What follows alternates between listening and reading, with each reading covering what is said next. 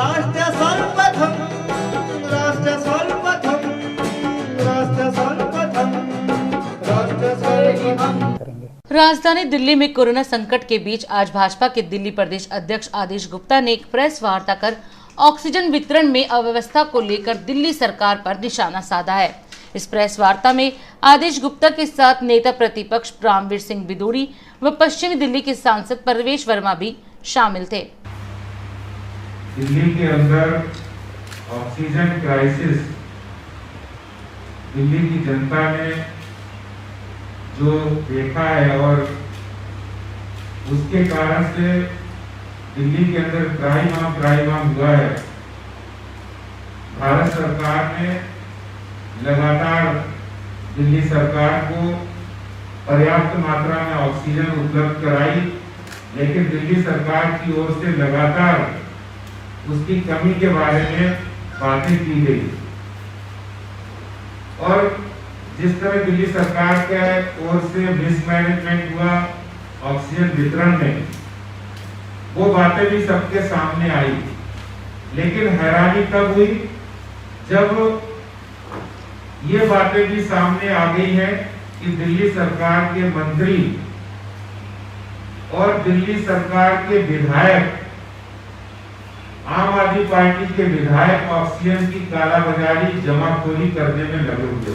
सरकार का फायदा जनता को मिले, सरकार जनता के लिए होती है, लेकिन अगर सरकार अंधा बाटे रेवड़ी अब अपने अपनों को दे और सैया भय कोतवाल तो हमें डर गाएगा।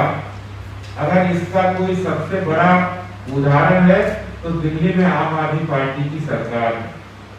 दिल्ली सरकार के नाक के नीचे जब एक और सामाजिक संस्थाएं, धार्मिक संस्थाएं, राष्ट्रीय स्वयंसेवक संघ और तमाम संस्थाएं लोगों को ऑक्सीजन मुहैया कराने का काम कर रहे थे, खुद बहुत से लोग सेवा के लिए आगे आ रहे थे, ऐसे समय में ऑक्सीजन क्राइसिस को नियंत्रित करने के नाम पर दिल्ली सरकार के प्रशासनिक अधिकारियों ने उन ऑक्सीजन सेंटर्स को बंद कराया, जबरन ऑक्सीजन सिलेंडर जब्त किए। जब ये खेल दिल्ली में चल रहा था, उस समय अस्पतालों में SOS कॉल्स आ रहे थे और दिल्ली सरकार ने उसके नाम पर जगह जगह जो लोग ऑक्सीजन निःशुल्क दे रहे थे उनके सिलेंडर्स को जब्त किया। ऑक्सीजन जहां पर रिफिल कराने लोग पहुंच जाते थे, जो होम क्वारंटाइन में, जिनको घर पे रह के इलाज कराना है, ऐसे लोगों को जब वो ऑक्सीजन लेने जाते थे, उस समय दिल्ली सरकार ऐसी संस्थाओं के और ऐसे ऑक्सीजन रिफिल करने वालों को बंद कर रहे थे, सीज कर रहे थे। और उसी समय दिल्ली सरकार के मंत्री और विधायक खुलेआम ऑक्सीजन की कालाबाजारी जमाखोरी कर रहे थे। ये सबने देखा है कि दिल्ली सरकार के मंत्री वो काम कर रहे थे। ये निश्चित रूप से जानबूझकर दिल्ली के अंदर ऑक्सीजन क्राइसिस को बढ़ाना और केंद्र सरकार को बदनाम करना, खुद तो कुछ काम करना नहीं और सब काम के लिए केंद्र की ओर देखना, ये दिल्ली सरकार की एक बहुत बड़ी लापरवाही है, मिसमैनेजमेंट है। आपने देखा होगा कि 1 अप्रैल को 2700 केसेस आए थे। केंद्र सरकार ने 6 मार्च को चिट्ठी लिखी थी दिल्ली सरकार को कि आप ऑक्सीजन के प्रिक्योरमेंट की व्यवस्था कर लीजिए, लेकिन दिल्ली सरकार पर जू नहीं रहेगी।